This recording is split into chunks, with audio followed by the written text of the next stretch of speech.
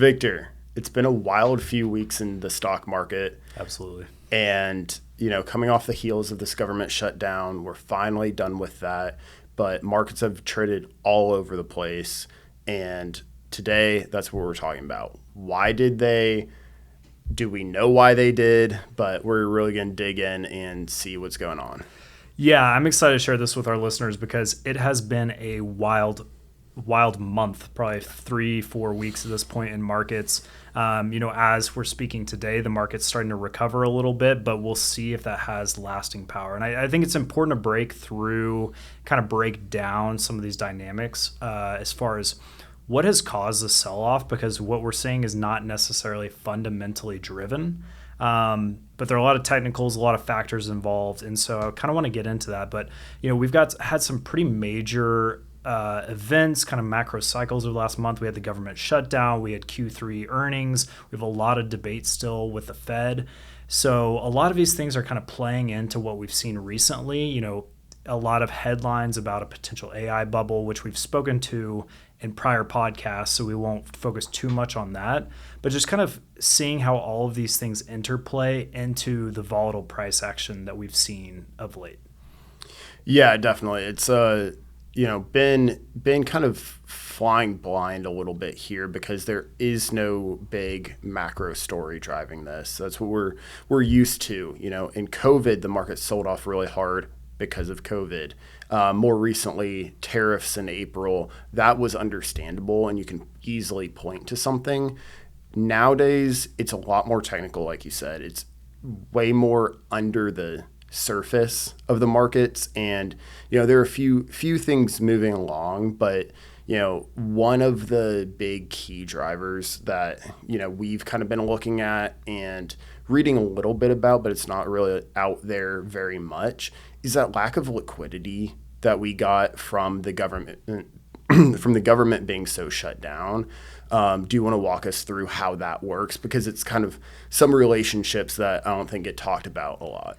Yeah, so for our listeners, liquidity being dollars flowing within the market is really the lifeblood of the financial system and trading and markets. So whenever you have a liquidity issue, it leads to very volatile swings to the upside and downside in trading. You want to see efficient markets, ones that are looking healthy. You don't want major swings really in either direction, but sustained, hopefully increases, but in some cases decreases. But the government shutdown really caused a liquidity crisis. And part of that was because the Treasury continued to soak up dollars. And what really the function of that is that, taxes are continued to be paid, and that's going into the Treasury account. But what they're not doing, they didn't have the appropriations in order to spend those dollars yet because they were waiting on the government vote for that. So dollars were flowing into that Treasury account. You also had continued bond and bill issuance, which meant the government's issuing debt, which means they're pulling in additional dollars. So between taxes and government debt issuance, the Treasury was collecting a lot of dollars that were not flowing into the marketplace. And a lot of those dollars end up in the hands of banks just through natural, monetary mechanisms. And when the banks don't have that money to lend out, then lending rates go up. We saw SOFR, which is the overnight financing rate that a lot of funds use to borrow money whenever they're taking on leverage, just meaning they're borrowing money to make bets on stocks, essentially. Well, all of a sudden, those financing rates really escalated above what would be expected given where the Fed funds rate is. And all that's to say that you did not have normally functioning lending markets. It made it too expensive. Funds that take on leverage or use leverage to buy more equities, all of a sudden we're not doing that, which meant they either had to buy fewer equities or in some cases had to sell, which caused downward trending markets. So part of that government shutdown really contributed to, one, that liquidity crisis, but then the decline in stocks because of it. And so a lot of investors don't really talk about that. You're not always going to hear that on a CNBC necessarily, but it was a big contributor, especially the last month or so, coming out of that government shutdown. Yeah, and I think that's a really interesting point to bring up and to look at, because usually SOFR, that secured overnight funding rate, is lower than a lot of those, Fed rates out in the marketplace because it is secured, and the rest of those are generally unsecured. They don't have collateral backing that loan. And that SOFR being above that really went to show that, hey, the Fed isn't getting a lot of the dollars it needs. I mean, SOFR is its own thing, but part of the government shutdown was that with those appropriations, the Fed wasn't really receiving dollars, and there's usually this kind of two-way back and forth between the Fed and the Treasury. And so that creates all sorts of problems that are now getting worked through. But to your point, in the short term, I mean, those dollars have to come from somewhere, and they weren't flowing like they normally do. Exactly. And so we're roughly a week and a half out from the end of the government shutdown, but it lasted for 43 days, and that's the longest in government history. Obviously, there's going to be some fallout from that. We're finally seeing some normalizing of liquidity. But I'm glad you mentioned the Fed, because a huge part of the government being shut down for so long is that there was a data blackout for that period. And that's just meaning that, the government publishes economic data that investors, Wall Street, and the Fed really rely on to make decisions. In order to gauge how the economy is operating, you're looking at things like the CPI and PPI report that gauge inflation. You're looking at things like the jobs report that are giving you information about employment data. Well, if those reports aren't being issued and the data isn't being collected because those people are not working because the government shut down, well, it leaves investors and Federal Reserve members with a lot of question marks. And that just heightened the volatility over the past month, because investors were really looking to point to something in order to get a gauge on which direction should we trade this market. And they didn't have that. And so it left a lot of questions up in the air, and a lot of people trying to point to random headlines or specific things in order to fill that void. Now we're finally getting some of that data back, but it's going to take some time for us to fill in the gaps as far as that information that the market was really lacking over the last month. Yeah, and that's a thing that we've been watching in recent days, that different government agencies that generally report this data are either delaying October data or flat out not reporting it. There are going to be some gaps in the reporting cycle for these huge metrics that everybody uses. Everybody specifically, and very importantly, including the Fed, are using to direct their policy. And so these ones being delayed, generally delayed after the Fed meeting, the ones being dropped, we're just not going to ever get that data. So that puts the Fed, who's already in kind of a mixed position. Not all the Fed members are all directionally agreeing that yes, we should cut rates, or yes, we should pause. There's some back and forth conversations, and without that data, it's going to be really hard for them to move forward in any particular direction. Right now we've seen the markets pricing in very little chance of a Fed cut in December. Now they're leaning that way, but it's going back and forth day to day. It's definitely looking like a coin flip as far as a December rate cut because of this lack of data, like you said. It's interesting because investors seem to be going back and forth, like you said, on this debate, and it does drive equities one direction or the other. I think the important trend is something that we'll talk about later, is that we're generally heading to a lower rate environment. And so whether or not we get a cut in December, I don't think should matter so much on the specific date, because it's really a matter of when, not if, we're getting rate cuts. And if that gets delayed till January, it gets delayed till January, but the direction is lower for that. So I think, but I do agree that that was a big point, adding to volatility was, what is the Fed's reaction to all of this? Now, one other thing that I want to mention, bringing in a lot of volatility into markets lately, but I throughout this whole conversation, I want to note the fundamental picture has not really changed. And we're going to follow up at the end of this episode with what we see as the fundamentals, what's truly driving companies and the economy. A lot of these things are technical, and the technicals were a big part of why markets traded downward over the last month. We had huge shifts in investor sentiment. The fear greed index is currently at an 8, I think last I saw it, which is on a scale of 0 to 100, and the lower end being extreme fear, the top end being extreme greed. And so for sentiment to be off as much as it is, given we're roughly 5% lower on the S&P, a little bit lower than that on the NASDAQ from all-time highs.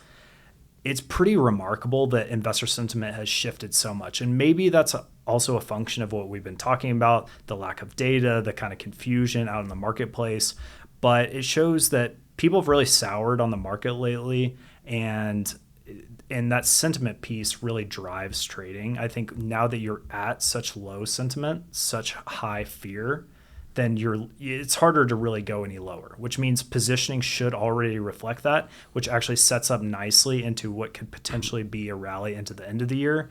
But it is important to note that decline in sentiment really did drive markets over the last 30, 40 days. Yeah, I think that's a good thing to call out is traditionally sentiment has been a really good inverse indicator for markets. So during a period of really poor sentiment, market generally performs very well coming out of it. There's a great graph of this. I think I'll see if I can add it in here so the viewers can see it. But generally the low points, bad sentiment, and we're going up from there. And so that's a great thing to watch. But yeah, I don't think sentiment's been this low since maybe it hit this in April during the tariff. Yeah, it's at the very drama. Lows that it hit in April during all that turmoil. And that was a much larger decline on the indices. And that was fundamental and, economic differences. Whereas here it's sentiment, liquidity issues, data issues, but it's not nothing's really changed fundamentally in the economy or in these businesses. Yeah, another factor that I want to mention there is the technical traders. So a lot of the institutional investors that are either hedge funds or doing, week to week or day-to-day trading, ourselves and most of our clients, we're long-term investors. So we're looking at the fundamental picture and not worrying so much about the price action on a day-to-day basis. But some of these traders that are using options, that are, trying to take advantage of volatility in the market, they are very sensitive to some of these price levels. And so often whenever you have, typically it's a round number or some kind of price level, whether it's, the 21-day moving average or the 50-day moving average on an indice like the S&P 500, selling can often beget more selling, because if you're trying to prevent a further loss on your position and you say, hey, well, I'm going to sell if the S&P goes down 3% or goes down 5%. Well, that just adds more selling fuel to the fire. And so it's not necessarily because investors have a call, say, oh, this really shifted in the economy or this shifted because of XYZ company and I'm going to sell the stock because of that. It's no, the indice hit this number. So it triggers an auto sell, whether that's even a human pressing the button or the algorithm that's set up to do that. And so it's really technical in nature. It doesn't really follow what we're seeing fundamentally in the economy. And I think it's important to call out because this can happen just as a function of the highly technical markets that we live in today. It doesn't always make sense as far as price action goes. Yeah, that's a really good point. And along with that, we've seen a lot of selling on the technical side. We've seen that specifically and to a further degree in crypto markets where you have those kind of cascading liquidations, as it were, crypto markets being liquidations, the stock market being more broadly driven by those algo traders, by stop losses, the short-term traders who want to protect the short-term downside and then get back in, which pros and cons, generally very tax inefficient with that.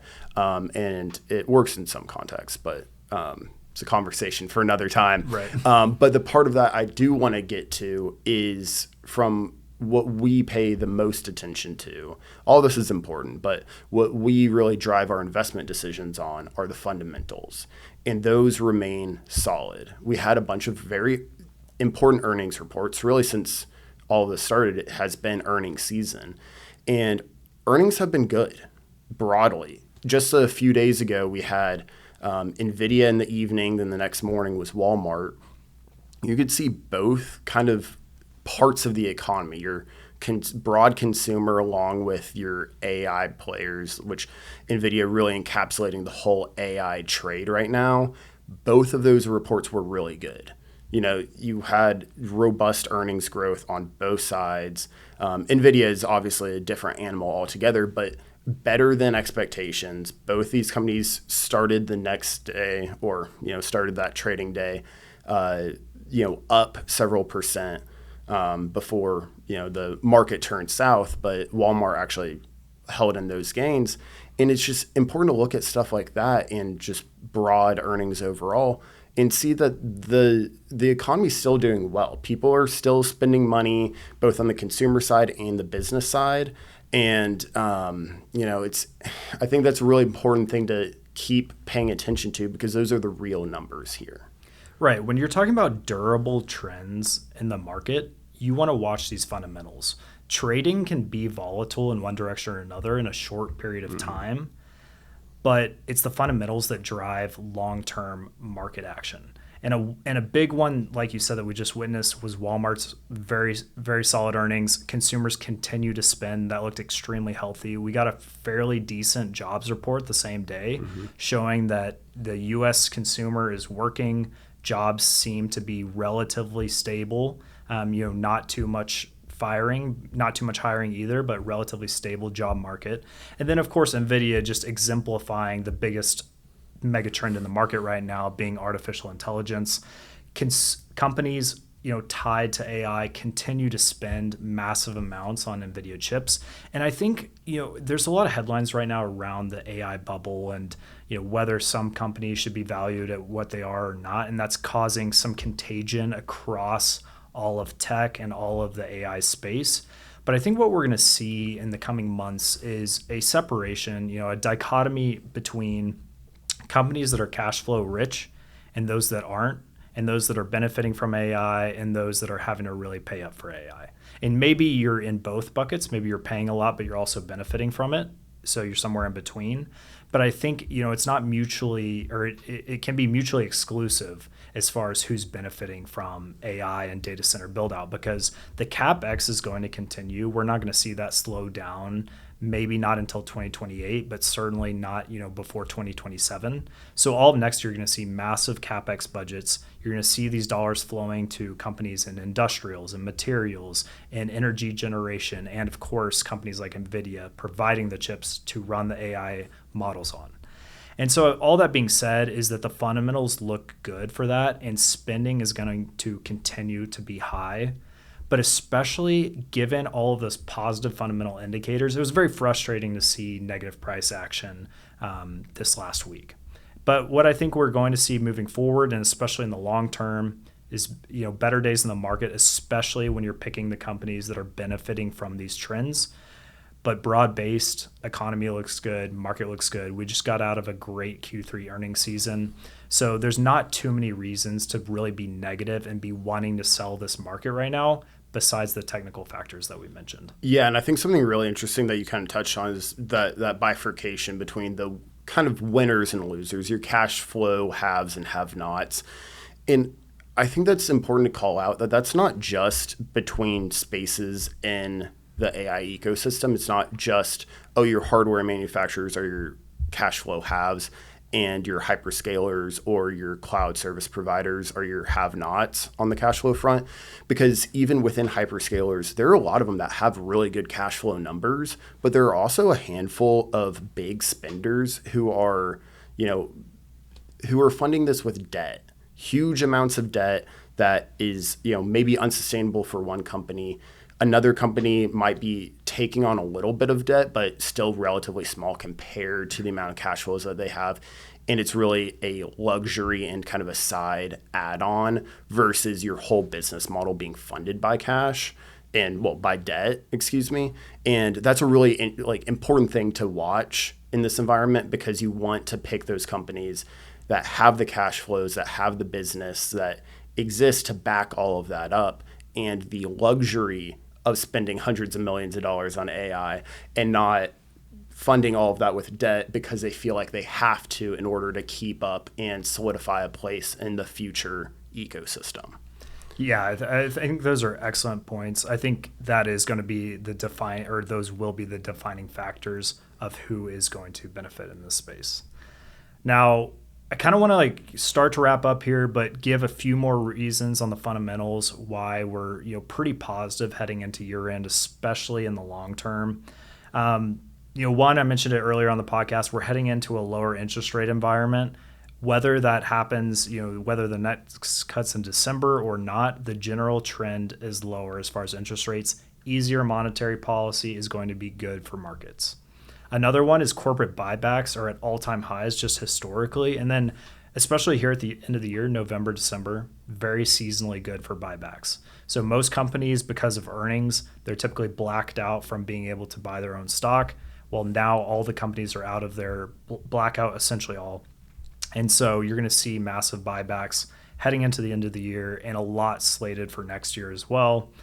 Corporate earnings, we saw great Q3 earnings, is very strong across the board, better than expected by a pretty good margin as far as earnings results. So that makes us feel comfortable about the fundamental prospects of companies heading into year end and into next year. Which sorry to interrupt you, I just want to call out there that that's a really important thing to see side by side is that buybacks are at all-time highs, but also so are earnings. So These companies have the ability to buy back more shares and also invest in their company. It's not just buying back stock at the expense of future growth prospects or vice versa. Two very important things to have in tandem. Yeah, I think you make a critical point there because you're not borrowing to buy back stock. You're not, sacrificing a lot of your cash flow or your expansion projects to buy your own stock. You are able to expand, buy back stock, and have growing earnings all at the same time. And so that does paint a very good picture for corporations into the end of the year. Yeah, exactly. And then just a couple other points I'd like to add is, just broad AI CapEx. You mentioned this earlier, but that's going to continue at breakneck pace, at least through 2026 and probably past that. I saw a report, one of Google's C-suite came out and said that they're going to have to double AI data center capacity every 6 months to meet demand. And that's just incredible, almost unfathomable numbers because Google is not new to data centers. It takes a lot of data centers to essentially host the internet. So to show that they have to keep doubling it twice a year is just an incredible speed at which these companies are going to have to operate. And, paints a really good economic picture going forward because Google is one of those companies that has the cash flows, that has a strong balance sheet to fund expansions like this. And obviously, if you're doing it in response to like customer interest and due to demand, then that's a good place to be because you have a customer once you get these things spun up. Yeah, I think that's a great point on Google specifically because they are using the amount that they're building out.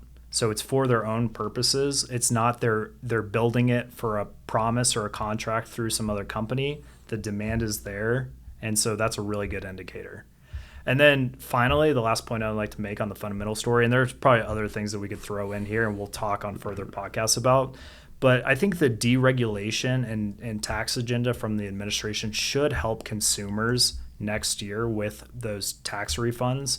Looking at the data, it looks like U.S. consumers are set to get one of their biggest tax refunds ever, in April of next year. So you're going to see that spending happen end of Q1 into Q2 as consumers get those dollars back in their pocket. So I think that's one more reason to be positive heading into next year. Yeah, exactly. Kind of just round us all out, draw a conclusion here. These sell-offs are frustrating, but they're very normal. I think we said it before, but most years, even most positive years, have 4 or 5, 5% pullbacks or more. And we haven't really seen that so far this year. We had April with the tariffs and about now. There haven't been a whole lot of other big hurdles this year. And so having it, 1 or 2 of these in a year is actually doing better than normal for an up market. So, it's frustrating to sit through and watch through, but the way I've been framing this is that equities are just on a Black Friday sale right now. They decided to join in on the sale time of year because a lot of this is technical. Yeah, absolutely. And I think, if you look at the broader indices, you're still up pretty solid on the S&P, somewhere around the 12% range, even after this pullback. The NASDAQ somewhere around 15% for the year after this pullback. So you've still had pretty good returns. And look, we're not saying that over the next week or two you couldn't have slightly lower markets, but if you look at all of stock market history, in the long run, things are going to work out, especially picking the right companies that have the fundamental picture. We preach that here at Beck Capital Management and think it's going to benefit into next year. So if you're a long-term investor, whether you're heading into retirement or retired, keep faith in the process. Understand that this is a long time horizon, and don't worry too much about the short term. Like we said, we feel good about the fundamental picture, and I think it's going to look good heading into next year and throughout 2026. Absolutely, Victor. Thanks. Thanks.